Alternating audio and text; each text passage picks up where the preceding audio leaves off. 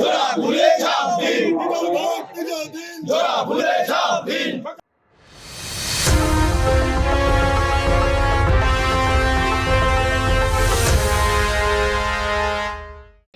মানুষের কাছে দুটো কথা নিয়ে যাব।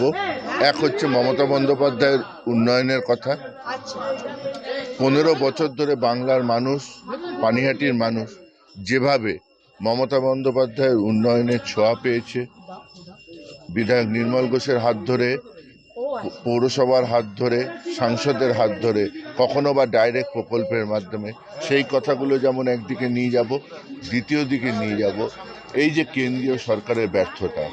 একটা ব্যর্থ কেন্দ্রীয় সরকার, তার উপরে বিজেপি কেন্দ্রের সরকার চালাতে না পেরে বাংলা দখল করার জন্য সব শক্তি লাগিয়ে দিচ্ছে। আপনারা দেখবেন বিগত দিনে কখনো ইডি, কখনো সিবিআই লাগিয়েছিল। এবছর নতুন উপাদান নিয়ে এসছে। তারা ইলেকশন কমিশনকে বাংলার নির্বাচন জেতার জন্য যে নগ্নভাবে ব্যবহার করছে, সেটা বাংলার মানুষের কাছে তুলে ধরবো।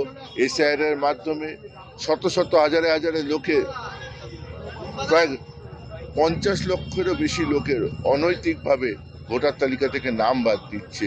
এই সমস্ত কথা মানুষের কাছে তুলে ধরবো।